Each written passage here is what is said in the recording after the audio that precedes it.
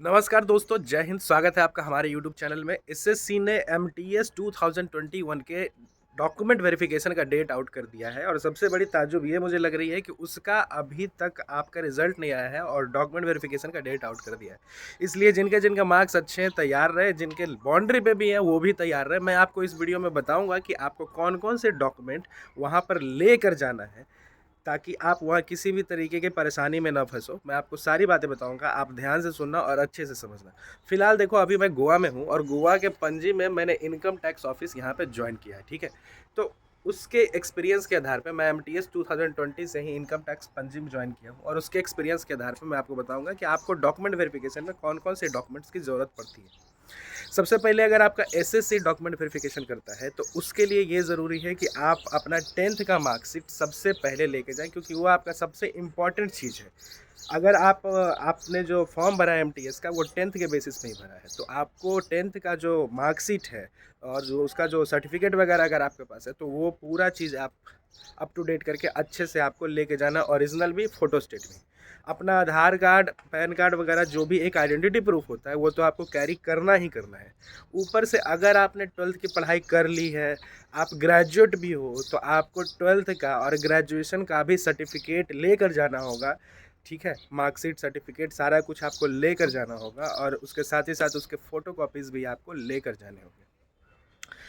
फिर अगर आप किसी पार्टिकुलर कैटेगरी से बिलोंग करते हो, जैसे कि बहुत सारे बंदे होते हैं जो ओबीसी कैटेगरी से बिलोंग करते हैं, कुछ एससी और एसटी कैटेगरी से बिलोंग करते हैं, तो उनको अपने कैटेगरी का सर्टिफिकेट भी कैरी करना होगा, वो काफ़ी ज़रूरी है। अब ओबीसी के जो ओबीसी सर्टिफिकेट जो है ना, ठीक है, ओबीसी कैटेगरी का जो सर्टिफिकेट है उसकी जो वैलिडिटी होती है, जिस वक्त आपने फॉर्म भरा था या फॉर्म भरने की जो लास्ट डेट थी उस वक्त से पहले का चाहिए होता है। जैसे मान लो कि मैं एमटीएस 2020 के बैच का स्टूडेंट हूँ, ठीक? तो मुझे जो ओबीसी सर्टिफिकेट डॉक्यूमेंट वेरिफिकेशन के टाइम पे मुझे जो देनी थी वो 2020 से लेके 2017 के बीच का था, ठीक है? तो इस तरीके से जिस जिस वक्त आपने फॉर्म भरा था या जो फॉर्म भरने की लास्ट डेट थी उससे पहले का ओबीसी चाहिए होता है। उससे 3 साल पहले तक का ओबीसी आपका चल जाएगा। अब जैसे मैं अगर 2016 का ओबीसी दिखा देता हूँ उनको, ठीक है, तो वो भी नहीं चलता। 3 साल का पीरियड होता है और उसी 3 साल के पीरियड में आपको ये चीज़ें उसी पीरियड का ओबीसी सर्टिफिकेट आपको लगेगा। लेकिन अगर उस पीरियड का ओबीसी सर्टिफिकेट आपके पास नहीं है, ओबीसी एनसीएल उस वक्त का अगर आपके पास नहीं है, तो आप क्या कर सकते हैं? देखिए, सबसे पहले तो वहाँ पे आपको दो ऑप्शन एसएससी के द्वारा दिया जाएगा कि एक, या तो आप जनरल में कंसीडर हो जाइए, तो ये अच्छा ऑप्शन है अगर जिनका मार्क्स अच्छा है।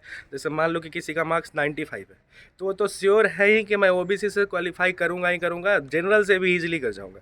तो अगर आप श्योर है कि अगर आपके मार्क्स अच्छे हैं तो आप ईजिली एक काम कर सकते हो कि आप सीधा सीधा बोल सकते हो कि सर मुझे आप जनरल कैटेगरी में डाल दो, तो वो वहाँ पर आपको जनरल में कंसिडर कर लेंगे और आपका बाकी का जो फाइनल रिजल्ट का जो प्रोसेस होगा वो आपका जनरल कैटेगरी से ही कंसिडर किया जाएगा।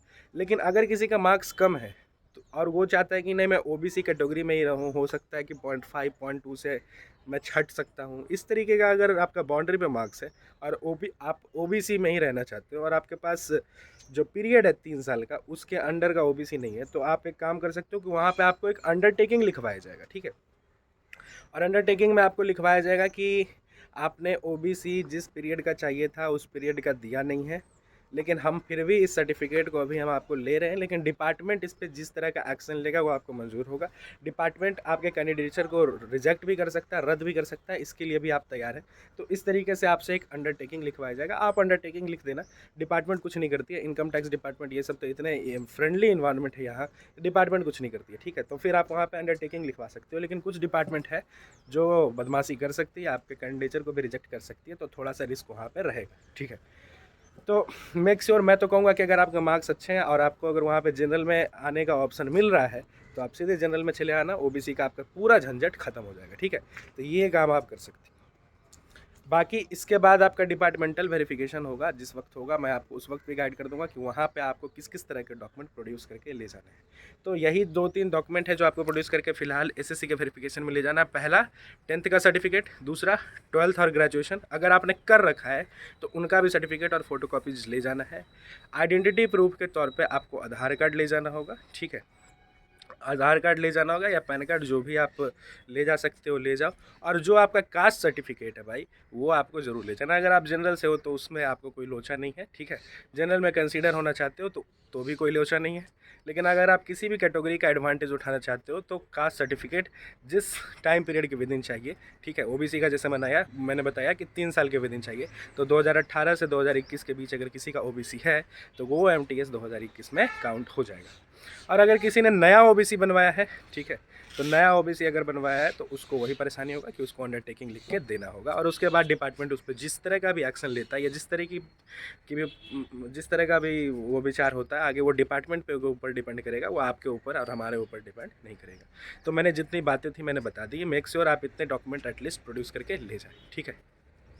फिर भी अगर आपको किसी तरह का कोई डाउट रह गया है, अगर आपको पूछना है तो आप नीचे कमेंट सेक्शन में पूछ सकते हैं, आप इसके लिए आज़ाद हैं। मैं आपके कमेंट्स का आंसर ज़रूर करूँगा। मिलते हैं आपसे बहुत जल्द। जय हिंद, वंदे मातरम।